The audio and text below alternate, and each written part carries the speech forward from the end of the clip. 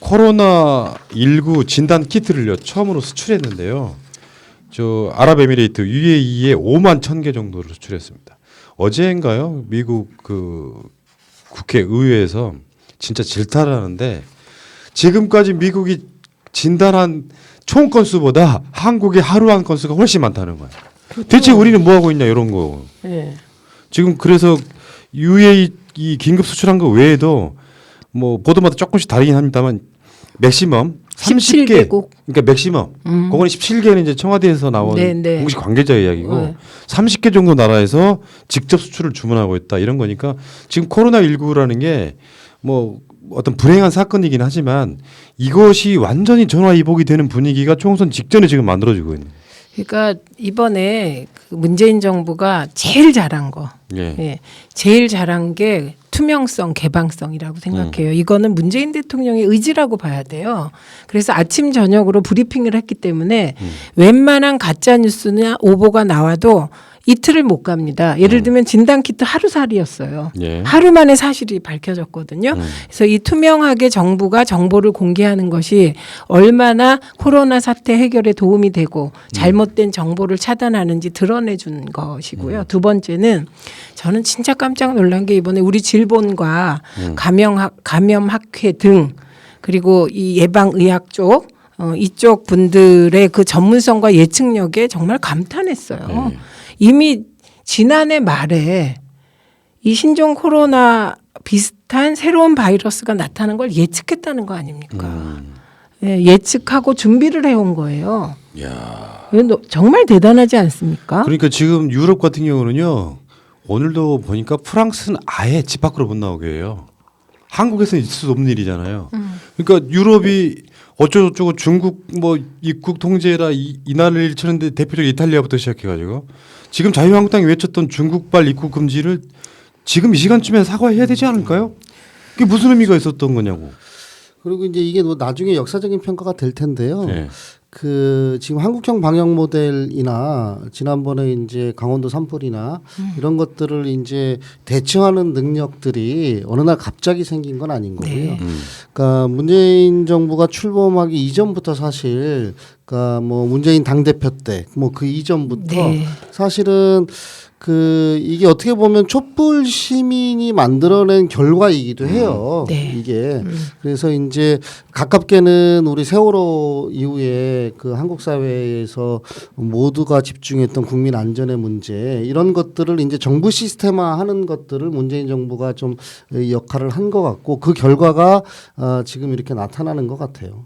근데 정말 깜짝 놀란 게 질본이 최초의 진단 키트를 유전자 검사 방식이라는 아주 정확한 예, 그 방식으로 키트를 만든 게 2월 4일이더라고요. 그런데 그거를 3일 만에 이걸 정보를 공개해요. 그리고 기업들을 모아요. 일주일 만에. 그래갖고 쉽게 기업이 검사를 할 수 있게 됩니다. 이 신속한 의사결정이 정말 깜짝 놀랄 일인 거죠. 야, 그러니까 지금은 어떤 말까지 나왔냐면 한국형 방역 모델이 전 세계에 이제 표준이 됐고 말하자면 우리가 뭐 무슨 기술 하나를 개발해도 이번에 5G 같은 것도 세계를 가장 먼저 선도하면 그게 표준 기술이 되는 것 같은 느낌처럼 요 코로나19뿐만 아니라요. 이런 전염병에 있어서 한국형 모델이 전 세계 표준이 될 가능성이 높다. 그러니까 엊그저께 진단 키트가 뭐 미국에 맞네 안 맞네 하는 그 미국 그 의원의 개소리는 사실은 시간 지나고 보면 말도 안 되는 거고. 그 미국 의원은 미국 의원은 뻘소리를 하신 게 아닙니다. 욕하셔도 되는데. 아니 그 미국 의원 그린 의원 말이잖아요. 네, 그러니까요. 그분은 그냥 현실을 얘기한 거죠. 그거를 왜곡해서 국내에 퍼뜨리는 사람들이 문제인 거죠. 그리고 드라이브 스루 같은 경우도 이제 국제 표준되고 있어서 뭐 진짜 뭐 사망자도 있는 사건에 대해서 우리가 웃고 할 이야기는 아니지만 확실하게 대한민국이 저는 그렇게 보거든요. 봉준호의 기생충의 아카데미상 받은 거하고 코로나19 대응 등을 통해서 신압으로 대한민국이 세계 선진국에 완전히 인정받는 그런 시점이 아닌가 이런 생각을 이게 해봐요. 이제 국가의 역할을 국가가 무엇인가 이런 국가의 역할을 이제 아주 적나라하게 보여주는 이제 장면들인 거죠. 예. 그 대한민국의 치명률이 정말 그 다른 국가들에 비하면 턱없이 낮잖아요. 이거는 정말 이 투명한 정보 공개하고 그 의원님 말씀하셨듯이 민관이 그 이 협의해서 뭔가 이 난국을 탈피할 수 있는 이런 투명한 행정 절차들이 뒷받침이 되면서 우리는 경증 환자가 많잖아요. 조기에 검진해서 네, 네. 이 확진자를 밝혀내고 경증 상태에서 빨리 치료를 하고 이런 시스템이기 때문에 치명률이 낮아서 결국 국민의 생명들을 그 국가가 보호해주는 뭐 이런 아주 그 선진형 모델을 이번에 만든 것 같아요. 그리고 이게 일부 언론이 자꾸 정부와 기업과 시민 사회를 이간하는 보도를 합니다. 예를 들면 이런 식이에요. 그 키트를 만든 민간 기업은 잘하고 있었는데 정부는 무능했다. 예. 시민들은 방역을 잘하고 있는데 개인 방역을 정부는 무능했다. 이런 플레임 만들려고 아이고. 하거든요. 그래서 제가 2월 4일경 최초로 진단 키트를 개발한 게 질본이다. 이 말씀을 계속 강조해서 드리고 있는 것이고, 그리고 문재인 대통령이 인사를 가장 잘한 지점. 이것도 김봉준 전 비서관이 한 걸까?